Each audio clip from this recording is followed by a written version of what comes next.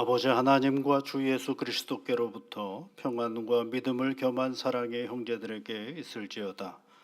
우리 주 예수 그리스도를 변함없이 사랑하는 모든 자에게 은혜가 있을지어다.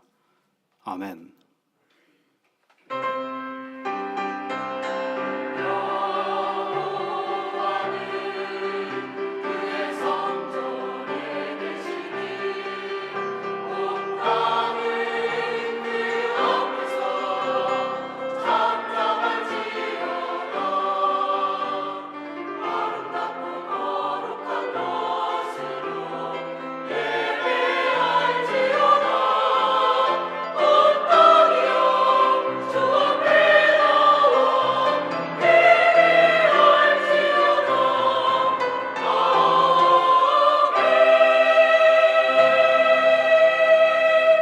창세전에 그리스도 안에서 우리를 택하사 하나님의 자녀가 되는 은혜를 주신 여호와 아버지 하나님께 예배드리는 이 자리에 저희들을 불러주셔서 감사드립니다.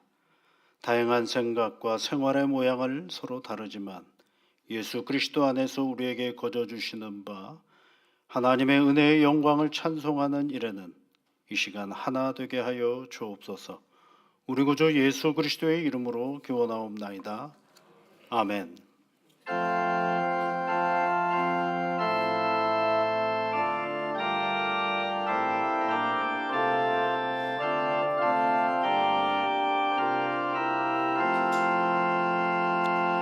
왕 대신 족 다 찬양하여라.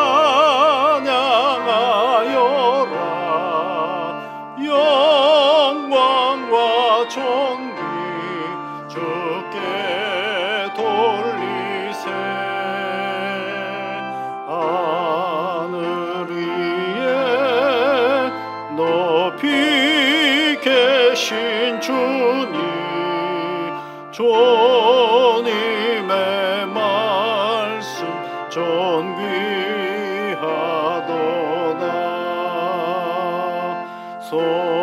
소망의 족 다 찬양하여라. 위장을 걷고 보좌 오르사. 우리 위해 중보 되신 주님 날마다 은혜 부어 주신다. 거룩한 족 다 경배하여라.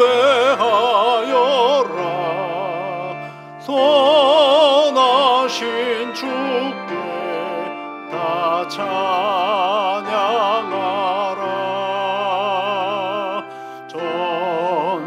전사들도 다 경배하여라.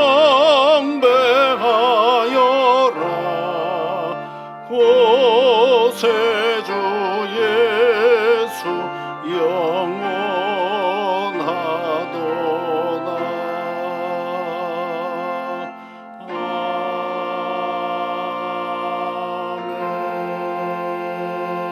아멘. 교동문은 82번입니다. 너희 안에 이 마음을 품으라.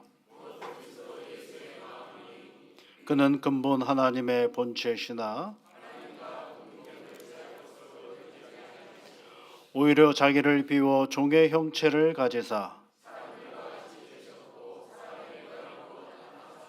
자기를 낮추시고 죽기까지 복종하셨으니 곧 십자가의 죽으심이라.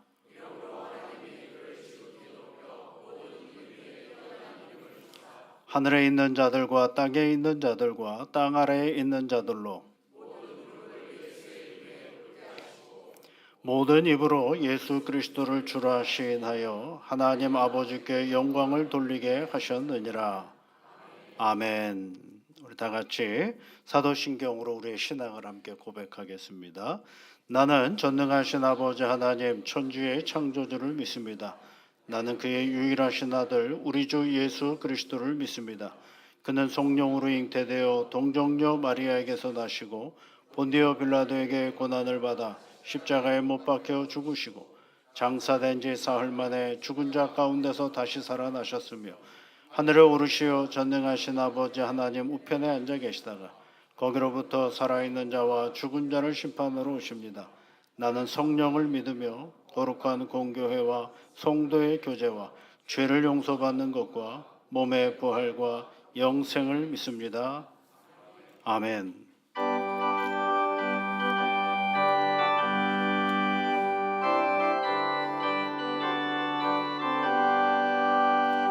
보아라 즐거운 우리 집 밝고도 거룩한 천국에 거룩한 백성들 거기서 영원히 영광에 살겠네. 거기서 기쁘고 즐거운 집에서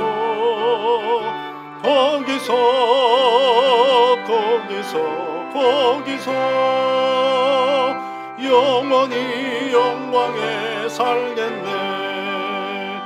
앞서간 우리의 친구들 광명한 그 집에 올라가 거룩한 주님의 보좌 찬미로 영원히 즐기네. 거기서 기쁘고 즐거운 집에서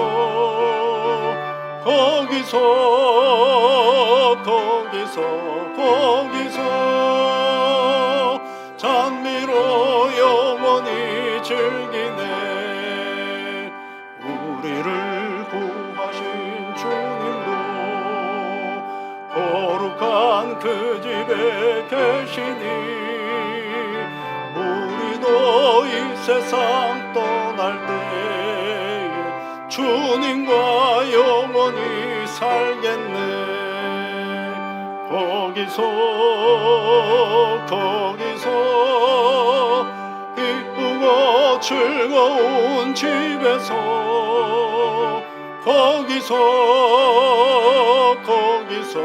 거기서 주님과 영원히 살겠네. 우리의 일생이 끝나면 영원히 즐거운 곳에서 거룩한 아버지 모시고 기쁘고 즐겁게 살겠네. 거기서 기쁘고 즐거운 집에서 거기서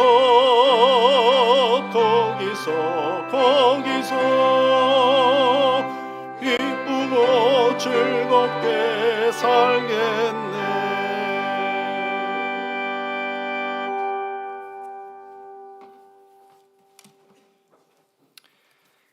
은혜로우신 하나님, 날마다 우리를 보호하시고 함께하시고 예배케 하시니 감사를 드립니다.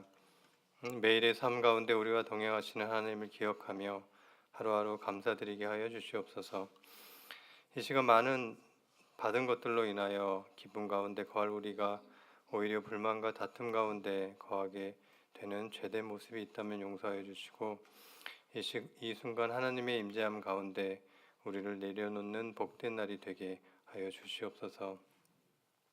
하나님, 계절은 가을로 더 깊어지고 무더위를 이겨낸 나무들은 열매를 준비하는 이 시간, 우리는 무엇으로 더 깊어지고 어떤 풍성한 열매를 준비하고 있는지요.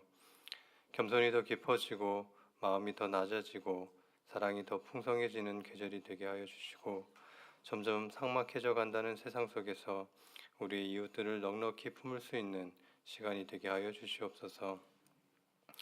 하나님, 기뻐하는 자와 함께 기뻐하고 우는 자와 함께 울라 하셨습니다.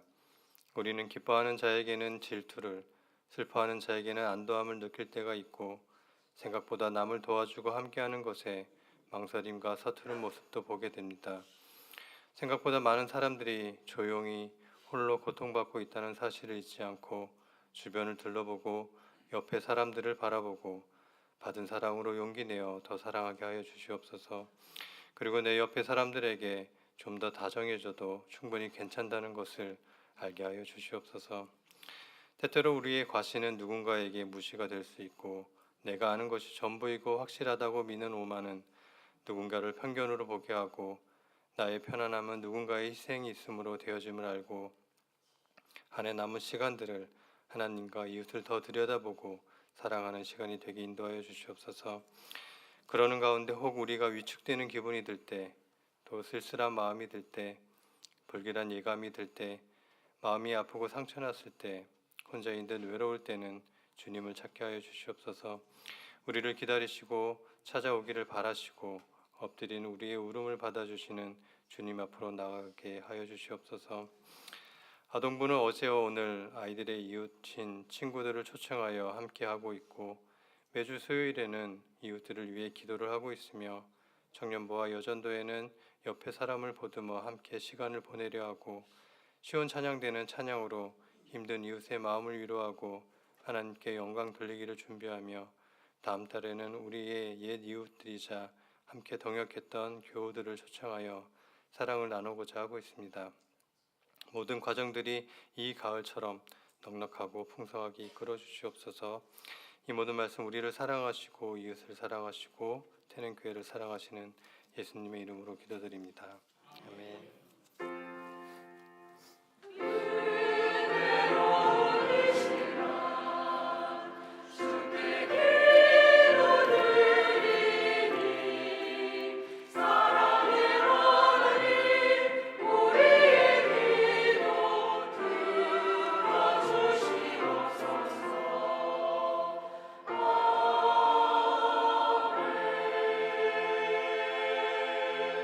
오늘 우리에게 주시는 하나님의 말씀은 신약성경 마태복음 5장 33절부터 37절까지 말씀입니다.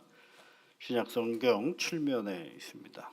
마태복음 5장 33절부터 37절까지 말씀을 우리 함께 같이 읽겠습니다.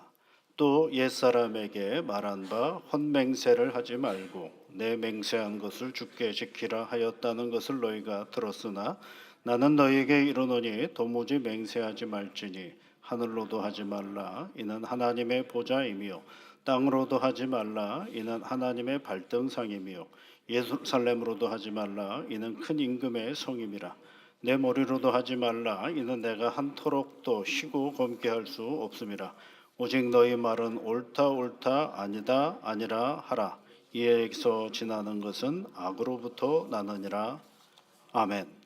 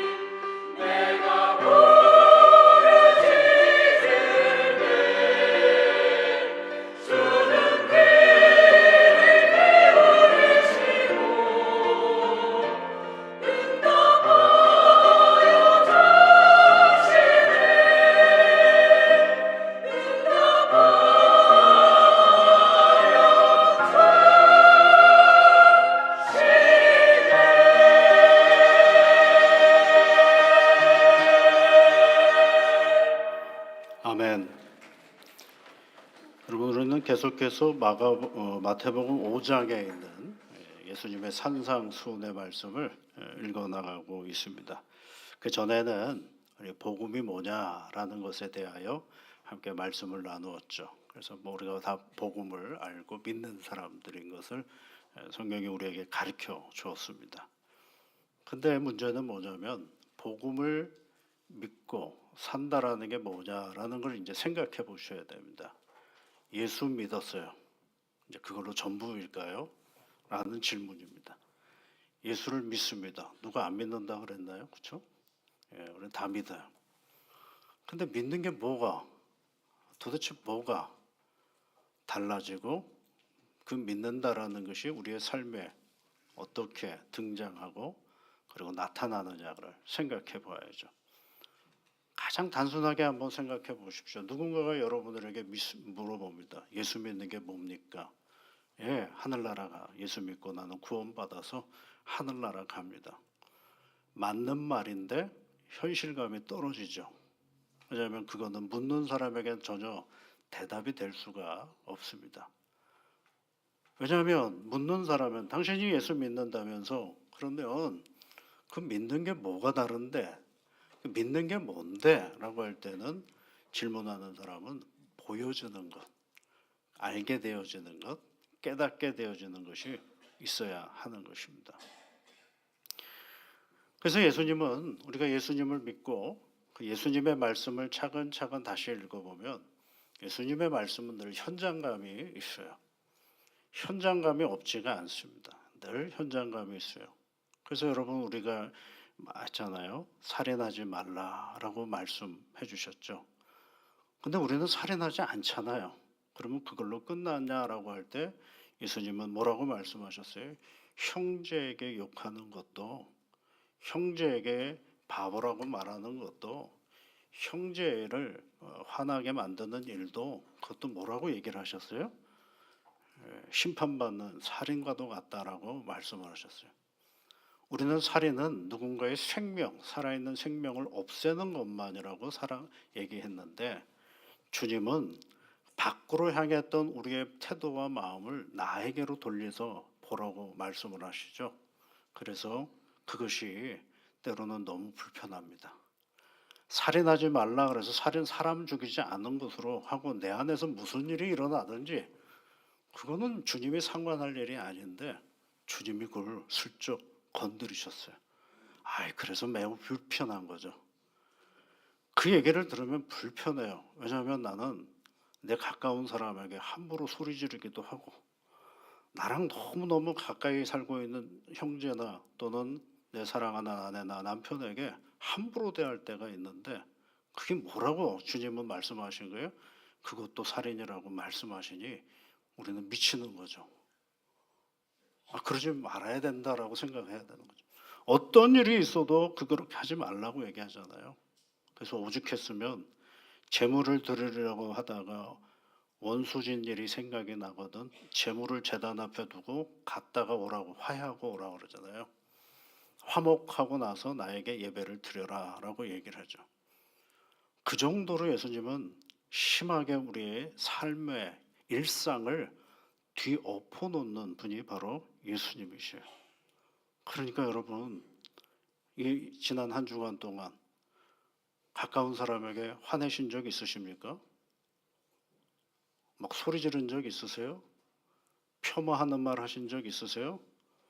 주님의 관점에서는 뭐 하는 거예요, 이게요? 살인입니다, 살인. 그러니까 조심해야죠. 그게 뭐예요? 복음에 따라 사는 삶의 자리. 우리는 자꾸 그 영역을 윤리라고 생각을 하는데 그 윤리를 드러내기 위해서 나는 뭘 하고 있느냐는 복음을 붙잡고 그와 같은 일들을 해내는 거죠. 지난주에는 우리가 무슨 말씀을 들었습니까? 간음하지 말라 이렇게 얘기를 하셨잖아요. 에이 누가 간음합니까? 나름대로 체면도 있고 가면도 있는데 우리가 누가 간음합니까? 라고 생각해야 될 우리의 입장인데 속을 들여다보라고 얘기를 하잖아요. 속을 들여다보라 뭐라고 얘기를 했어요? 음욕을 품고 여자를 보는 자마다 이미 마음에 간음하였다라고 말씀하는 거죠. 미치는 거죠. 가늠하지 않고 아무 문제가 없는데 자꾸 누구를 보라는 겁니까? 날 보라는 겁니다. 왜 자꾸 나를 보라고 얘기하시는 겁니까?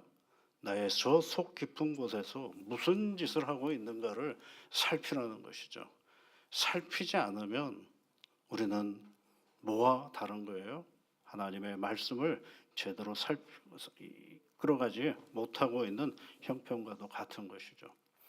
오늘은 또 뭐라고 말씀하셔요? 맹세하지 말라 이렇게 얘기를 하시죠. 여러분, 예수님의 말씀은 우리의 일상과 동떨어져 있는 어떤 말씀이 아닙니다. 이것은 우리의 일상과 너무 가까이 있는 거죠. 그래서 살인하지 말라고 말씀하시는 것이고, 간음하지 말라 말씀하시고, 그 다음에 맹세하지 말라라고 말씀하시는 것입니다.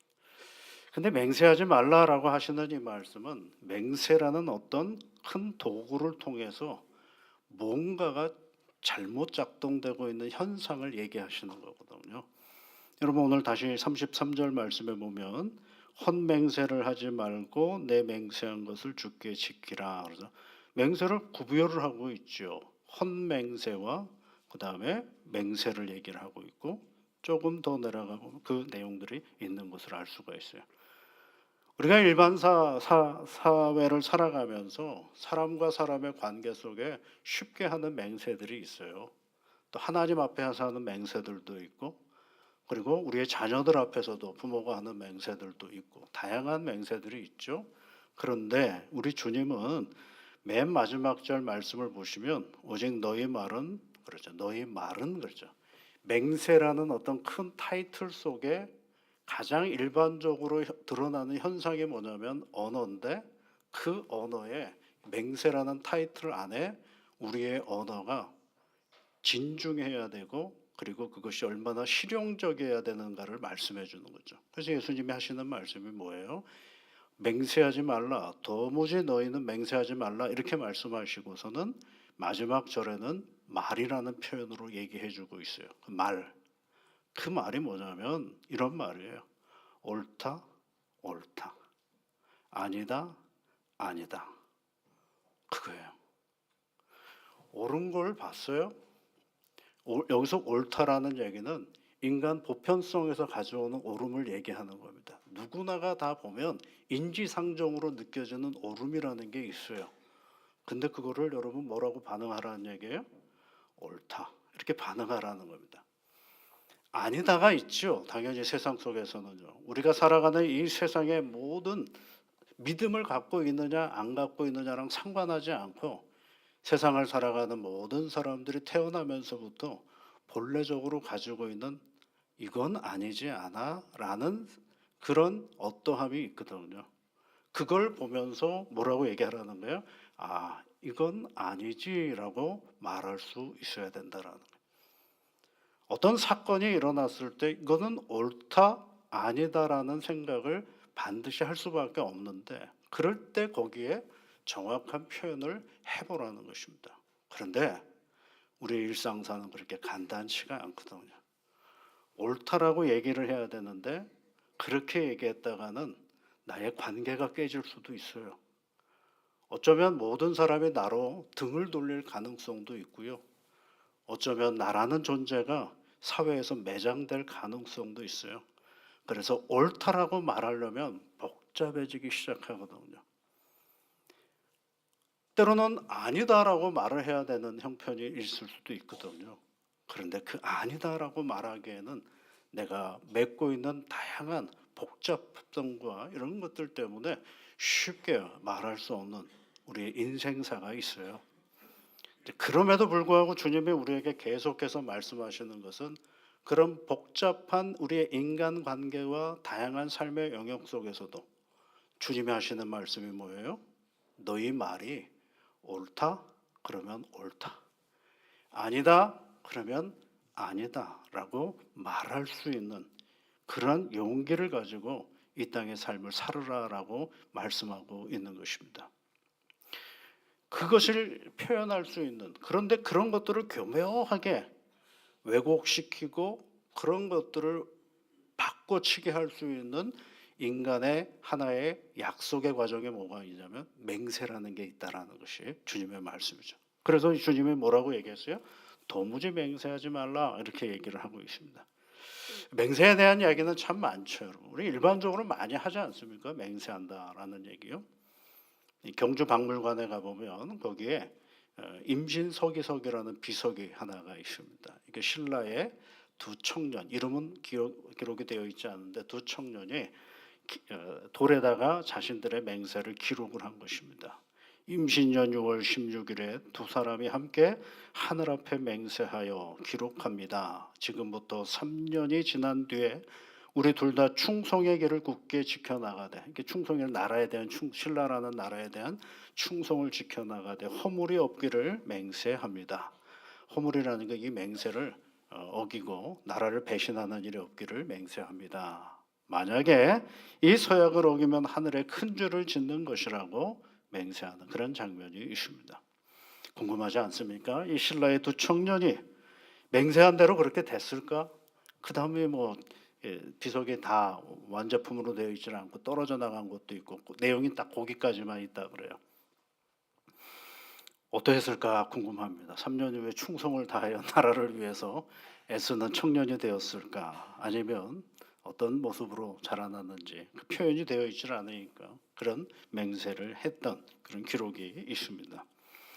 요즘은 또 덜하지만 결혼식장에 단골 주례사가 있죠. 저도 주례를 해보지만 많은 분들이 옛날부터 아주 정통한 레파토리가 하나가 있지 않습니까? 남편과 아내는 검은 머리가 팥불이 되도록 평생 사랑할 것을 맹세합니까? 왜 웃으세요? 웃으시는 분은 그 주례를 들으신 분이고 저런 주례가 있었나 하는 분들은 이제 안 들어보신 거죠. 저는 이 얘기를 들을 때마다 궁금해요. 아니 비유할 것도 하도 많은데 예쁜 꽃도 많고 좋은 식물들도 많은데 왜 핫불이면 팥불일까 그러죠. 그죠? 왜 그럴까요? 여러분 왜 팥불이라고 했습니까? 하나의 그냥 상징적인 의미는 있겠죠. 팥불이가 하얘니까 백발이 될 때까지 서로 이 언약을 깨지 말라 뭐 그런 의미도 있겠고 근데 정확한 근거는 잘 모르겠어요. 그런데 주로 그런 얘기를 많이 하죠. 검은 머리가 그러니까 검은 머리를 빗대어서 얘기한 거니까 흰머리가 될 때까지라는 그런 의미로 팥뿌리를 비유로 들이댄 것이 아닌가 그런 생각을 해보게 됩니다. 그렇습니다, 여러분. 우리 주변에 맹세가 참 많습니다. 서약, 언약 이런 것들이 참 많죠. 이게 한자로도 봐도 이 맹세라는 단어가 아주 엄격하고 무서운 말이기도 합니다. 맹자라는 단어는 밝을 명자 밑에 그릇 기자를 써 있어요. 이렇게 되어 있습니다. 그릇 명자가 이렇게 되죠. 둘 다 명자인데 이게 뭐냐 밝은 달빛 아래서 사람들이 언약을 서약을 하는 거죠.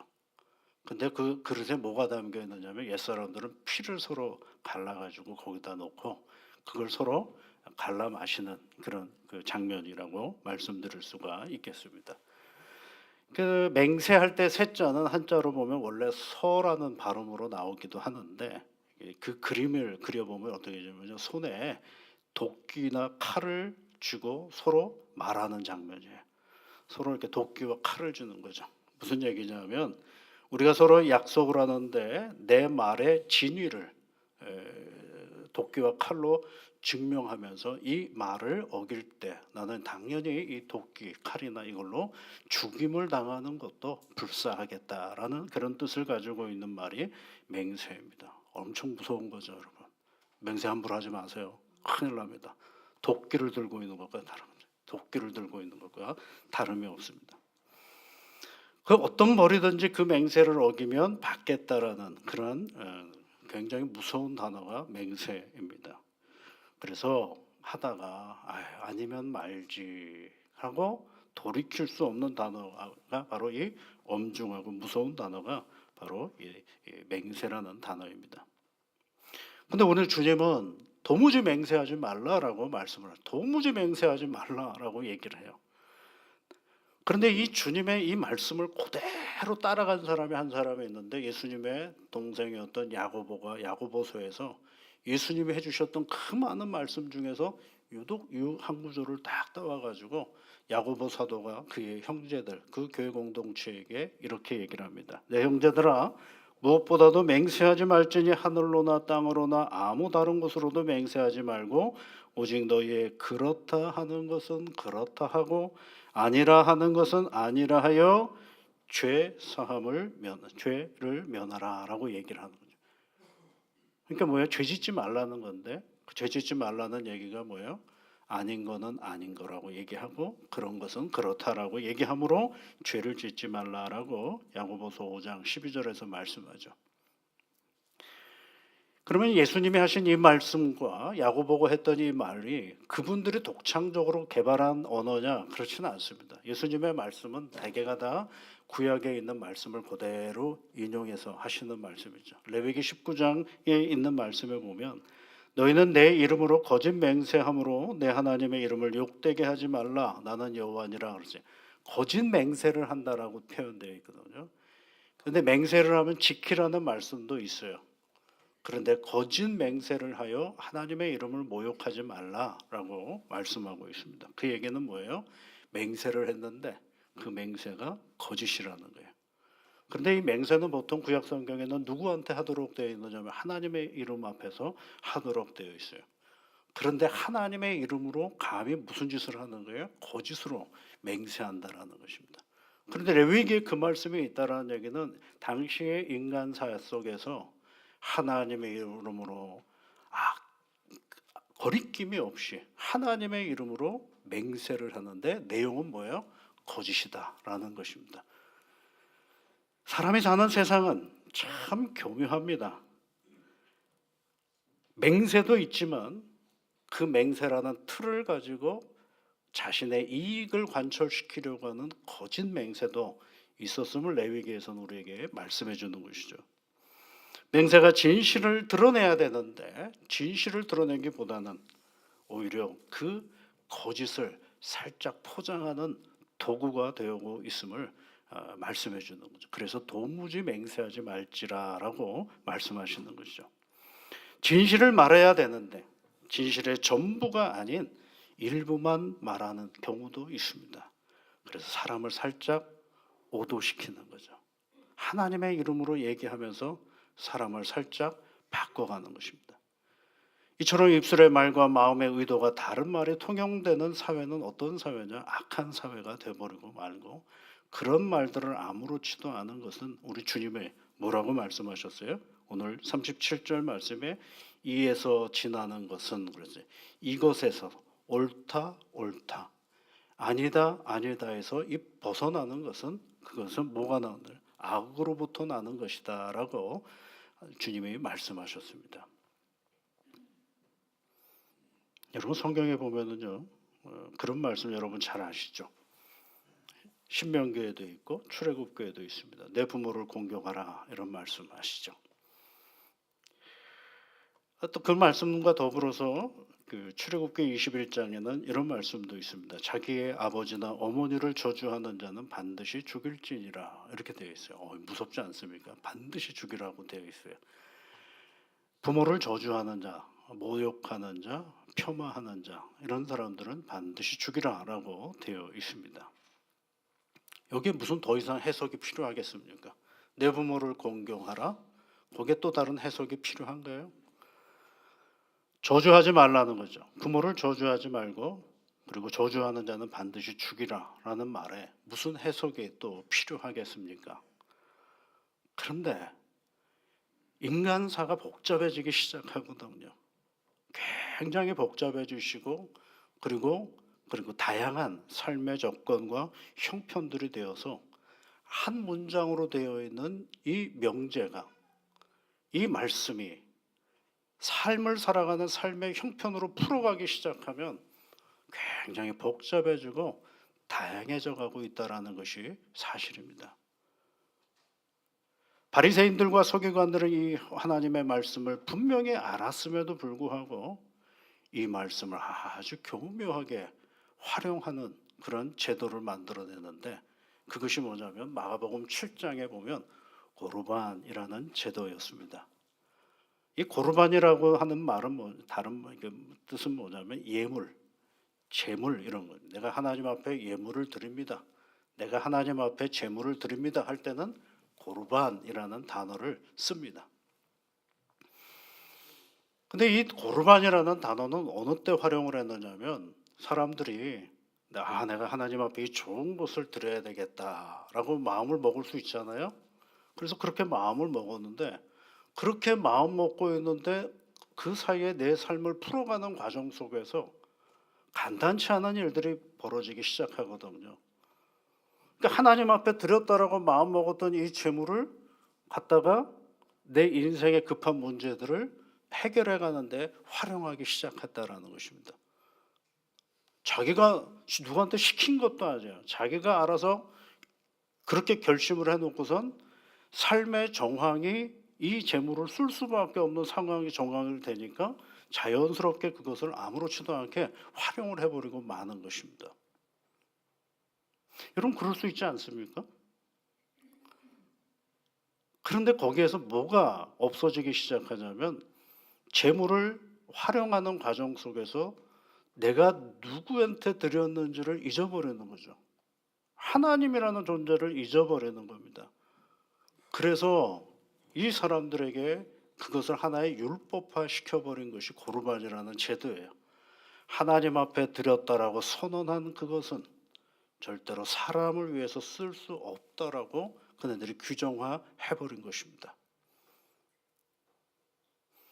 이렇게 사람의 마음이 순간순간 바뀌는 이야기가 사도행전에도 있잖아요. 아나니아와 삽비라 여러분 이야기 잘 아시지 않습니까? 누구도 시키지 않았는데 주변에 있는 믿음의 사람들이 하나님 앞에 제물을 드리고 땅을 팔아서 교회를 섬기는 그 모습을 보면서 나도 그래야 되겠다라고 얘기를 하고 스스로 마음을 먹고 결심을 하고 자기의 땅을 팔아서 사도에게 가져오려고 하는데 땅을 팔고 보니까 생각보다 많았나 봅니다.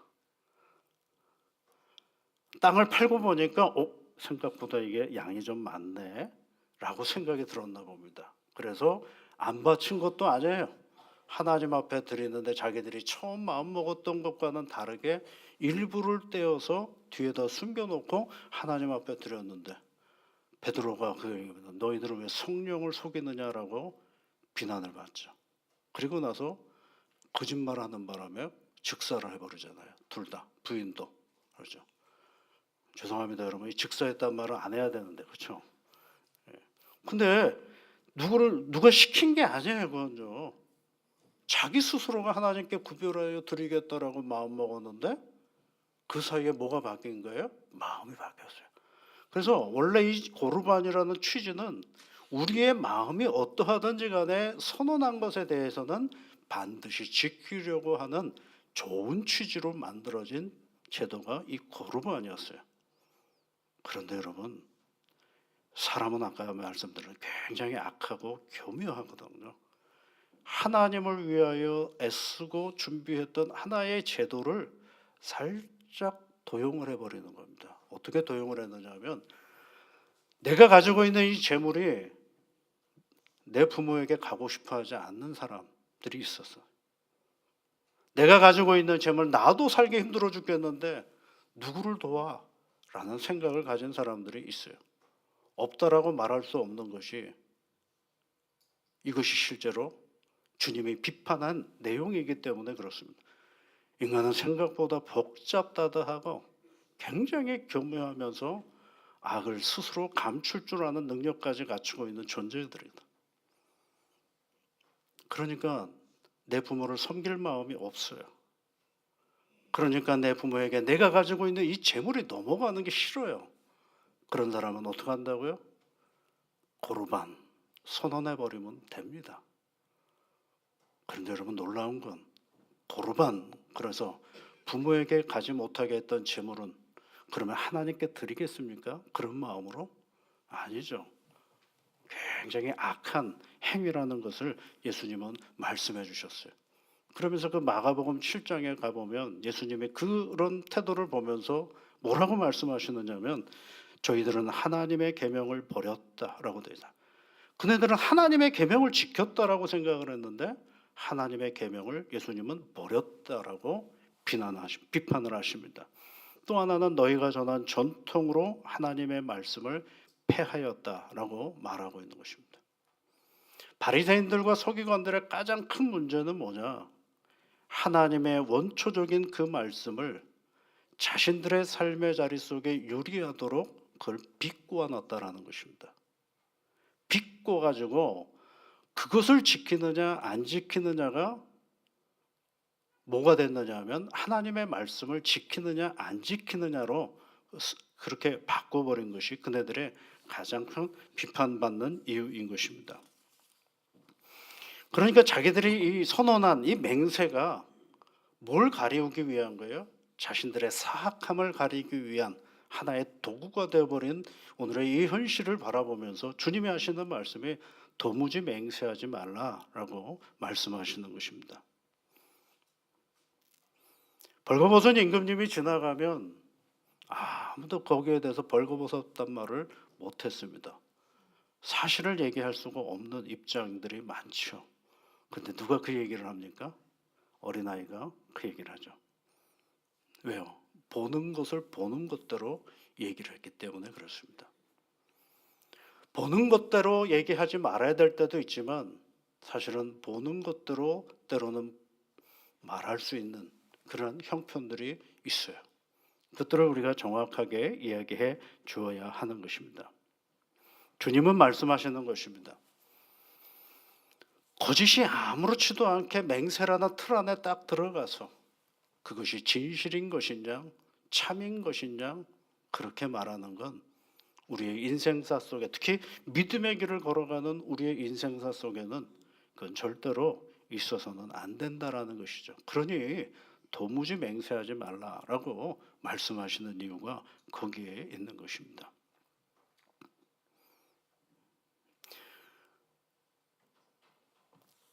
그래서 예수님이 늘 하셨던 말씀이 바로 거기에 있는. 그래서 여러분 우리가 예수님의 말씀을 정말 따르려고 하면 우리 일상은 너무 불편합니다. 그냥 예수 믿고 가만히 살아가는 것이 편안한 것이 전부인 줄 알았는데 그 말씀대로 더 생각하고 그 말씀에 더 집착해 보려고 애를 쓰면 불편할 수밖에 없어요. 그래서 예수님이 뭐라고 그랬어요? 그 걸어가는 그 불편한 길을 뭐라고 얘기하시느냐 하면 좁은 길이라고 말씀을 하시죠. 그런데 여러분 놀라운 거는 이런 길을 걸어가는 믿음의 사람들이 결코 불편하라고 우리에게 말씀하시는 건 아니지 않겠습니까? 그런 불편하고 힘든 길을 걸어가는 것이 우리의 인생의 전부라고 말씀하시는 것은 아닙니다. 그래서 예수님은 하나님의 누구인가를 우리가 잊지 말아야 합니다. 하나님이 누구시에요? 출애굽기에 있는 말씀에 하나님은 자비로우시고 인애가 많으시고 노하기를 더디하시는 분이다 라고 말씀하시지 않습니까? 하나님은 이사야서 48장 17절에 있는 말씀에 우리에게 뭐라고 말씀을 우리의 내가 너를 유익하도록 가르친다라고 말씀하셨어요. 유익하도록 가르치는 분이 누구예요? 우리 하나님이셔요. 그러니 그분을 따라 살아가는 오늘의 이 불편함은 결국은 불편함으로 끝나는 것이 아니라 누구의 유익이 되느냐 하면 나의 유익이 되는 것이고 또 하나는 뭐예요? 이사야서 48장 17절에 마땅한 길을 내게 인도하시리라. 마땅한 길을. 하나님 보시기에 마땅한 길이라는 게 뭐예요? 하나님이 웃게 하시는 그 길이에요. 하나님을 우리가 걸어가는 그 길을 바라보시면서 웃으신다라는 말씀이에요. 그러니 우리가 그 길을 걸어갈 때 누구는 웃고 계시는 거예요? 하나님은 웃고 계시는 거예요. 빌립보서에 있는 말씀에는 뭐라고 되어 있어요? 모든 지각에 뛰어나신 하나님의 평강이 그리스도 예수 안에 있는 너희의 생각과 마음을 지켜주신다라고 되어 있어요. 하나님의 말씀을 읽은 그대로 옳은 것을 옳다라고 아닌 것은 아니다라고 판단하고 생각하는 그 사람들의 마음과 생각을 지켜주신다. 모든 지각에 뛰어나신 하나님의 뭐요? 평강, 샬롬이 우리를 지켜주신다라는 거예요. 그런데 오늘 그 말씀을 따라가는 우리의 눈은 우리의 삶의 자리는 어떻다고요? 불편합니다. 불편하다라는 얘기는 생각하는 기회를 주시는 것이고 불편하다라는 것은 내가 제대로 가고 있는가를 생각하는 그런 멈춤의 시간이기도 한 것입니다. 사랑하는 성도 여러분, 오늘 우리 주님이 우리에게 말씀하셨습니다. 오직 너희 말은 옳다 옳다 아니라 아니라 하라 이에서 지나는 것은 악으로부터 나느니라. 이 얘기는 뭐예요? 악으로부터 우리를 보호하시려는 주의 말씀 아니겠습니까? 오늘도 우리가 이 세상 속에 살아가면서 옳은 것을 옳다라고 아닌 것을 아니다라고 생각하고 판단할 수 있는 그런 넉넉한 용기와 지혜를 달라고 여러분들 기도하시면서 이 믿음의 길을 걸어가실 수 있기를 바랍니다. 기도하겠습니다. 하나님 감사합니다. 굉장히 복잡하고 어지러운 세상 속에 우리를 두셨습니다. 하나님의 자녀로 오늘 불러주셨는데 그저 그렇게 평범하게 세상과는 등지면서 살아가도 괜찮을 듯한데 언제나 땅끝까지 이르러 내 증인이 되라고 하신 이유는 이 세상 속에서 세상과 다른 마음으로 다른 태도로 살아가도록 우리를 불러주셨사오니 하나님 아버지 주의 말씀을 의지하여 이 믿음의 길을 걸어갈 때에 홀로 걸어가는 것이 아니라 우리를 붙잡으시고 용기 주시고 능력 주시는 하나님을 의지하여 한 걸음 한 걸음 나아가는 귀한 사람들 되도록 이끌어 주옵소서. 예수님 이름으로 기도하옵나이다. 아멘.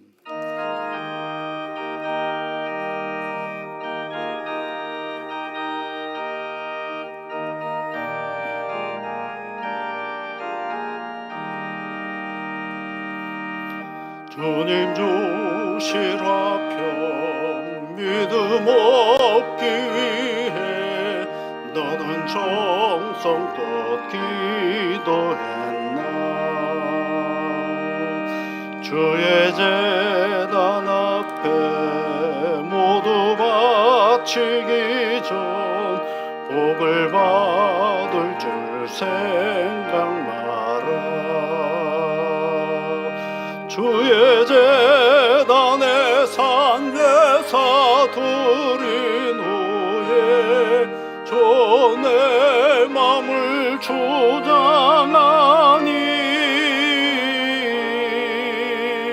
주의 뜻을 따라 그와 동행하면 영생 복락을 누리겠네.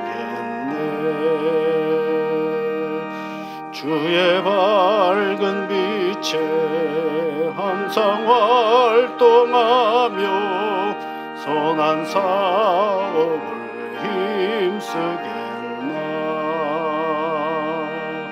자유 얻으려면 주의 뜻을 따라 너의 모든 것 희생하라.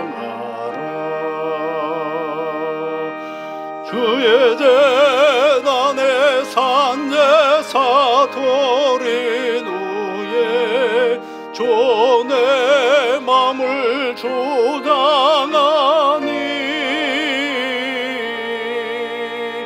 주의 뜻을 따라 그와 동행하면 영생 복락을 누리겠네. 주의 제단 앞에 모두 바친 후에 주와 온전히 사귀겠네.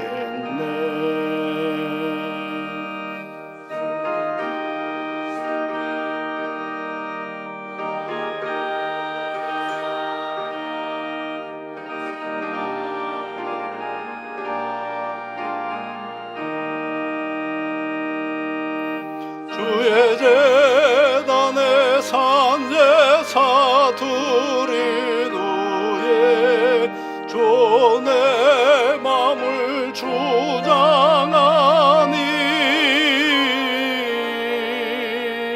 주의 뜻을 따라 그와 동행하면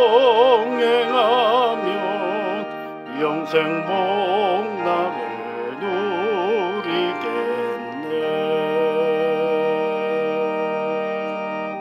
사랑이 많으신 아버지 하나님, 믿음의 사람들의 이 시간 귀한 예물을 하나님 앞에 올려드립니다. 쓰일 때마다 하나님께는 영광이요 교회는 덕이 세워져가는 복된 예물이 되게 이끌어 주옵소서. 드리는 모든 손길들을 복내려 주시사 30배, 60배, 100배의 결실로 그 삶의 수고의 현장들을 온전히 붙잡으시며 채워 주시옵소서. 하나님 앞에 늘 간구할 때마다 그 간구가 우리의 욕심이 앞서는 것이 아니라 하나님의 뜻을 이루어가는 복된 간구들이 되게 이끌어 주옵소서. 하나님 능력으로 가정마다 복을 내려주시고 애쓰고 수고할 때마다 수고의 기쁨과 열매가 있는 그런 세상 삶의 자리가 되게 하셔서 사는 기쁨이 있는 복된 이 한 주간이 되도록 이끌어 주옵소서. 자녀의 혼례를 앞두고 있는 귀한 가정이 있습니다. 성령님께서 복을 내려주시고 되어져가는 모든 형편들이 늘 순조롭게 진행이 되어줄 수 있도록 은혜를 내려 주옵소서. 감사를 드리며 예수님 이름으로 기도드립니다. 아멘.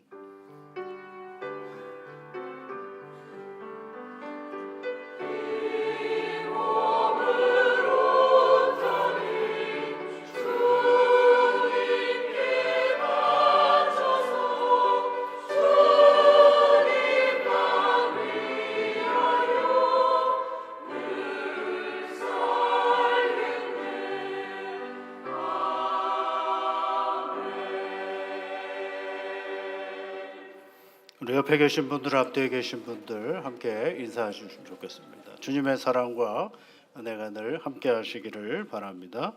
교회 소식 몇 가지 말씀을 드리면 그동안 이 열흘에 걸쳐서 우리가 하나님의 뜻을 살펴가는 그런 하나님의 뜻을 분별하자라는 주제를 가지고 열흘에 걸쳐서 10일 새벽 기도회를 진행을 했습니다. 이제 다시 평상으로 돌아와서 다시 그동안 요한계시록을 읽었는데 이번 내일부터는 다니엘서를 구약성경 다니엘서를 또 함께 읽어 나가도록 하겠습니다.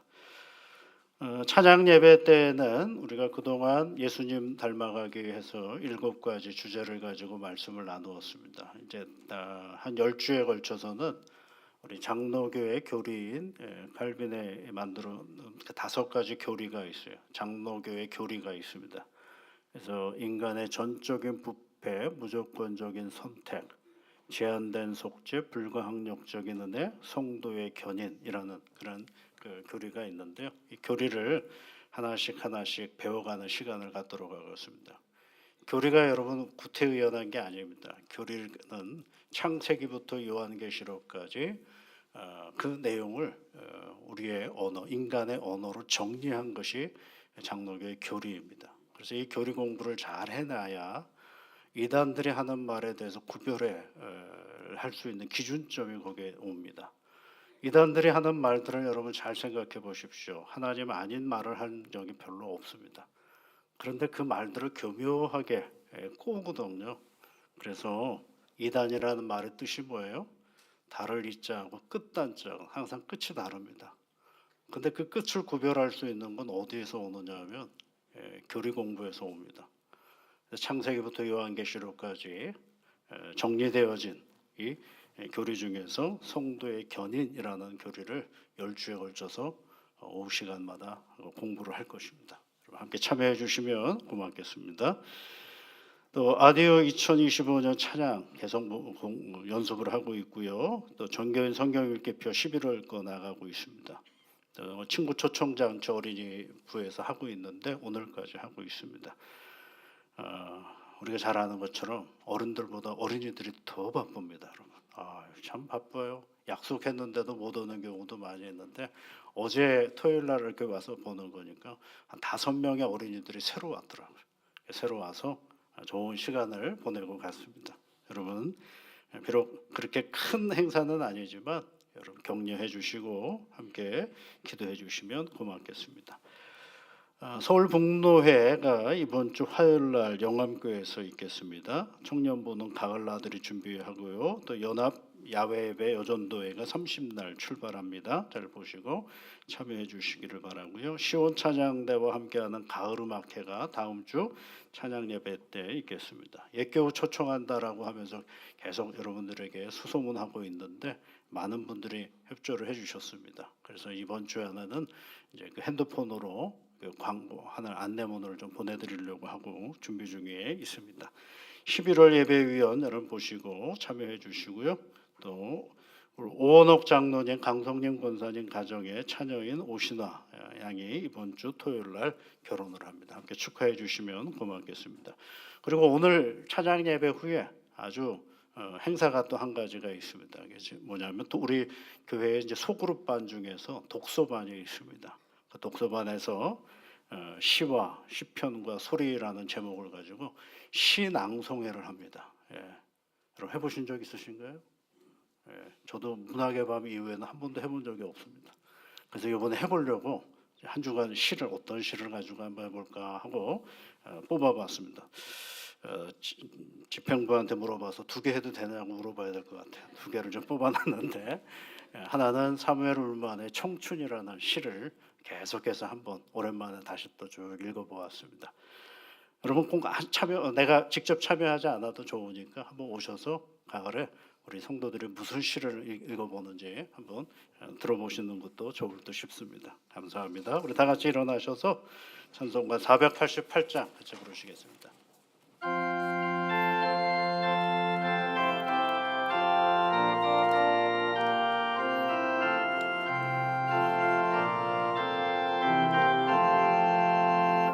이 몸의 소망 무언가 우리 주 예수뿐일세. 우리 주 예수밖에는 믿으리야 주 없도다. 주 나의 완성이시니 그 위에 내가 서리라. 그 위에 내가 서리라. 무섭게 바람 부는 밤 물결이 높이 설렐 때 우리 주 크신 은혜에 소망에 닿칠 줄이라. 주 나의 반석이시니 그 위에 내가 서리라. 그 위에 내가 서리라. 세상에 믿던 모든 것 끊어질 그날 되어도 우주의 언약 미사와 내 소망 더욱 크리라. 주 나의 반석이시니 그 위에 내가 서리라. 그 위에 내가 서리라. 바라던 천국 올라가 하나님 앞에 배울 때 우주의 오일을 힘입어 오역치 바로 서리라. 주 나의 반석이시니 그 위에 내가 서리라. 그 위에 내가 서리라. 우리 구주 예수 그리스도의 크신 은혜와 우리를 언제나 선한 길로 이끄시고 복된 길로 인도하여 주시는 하나님의 사랑하심과 성령의 위로와 복 주심과 능력 주심이 오늘도 오직 예수 그리스도를 바라보며 이 세상 속에서 빛과 소금의 역할을 능히 감당하고 다짐하며 나아가는 사랑하는 모든 주의 자녀들 위해 지금부터 영원토록 함께하옵시기를 축원하옵나이다. 아멘.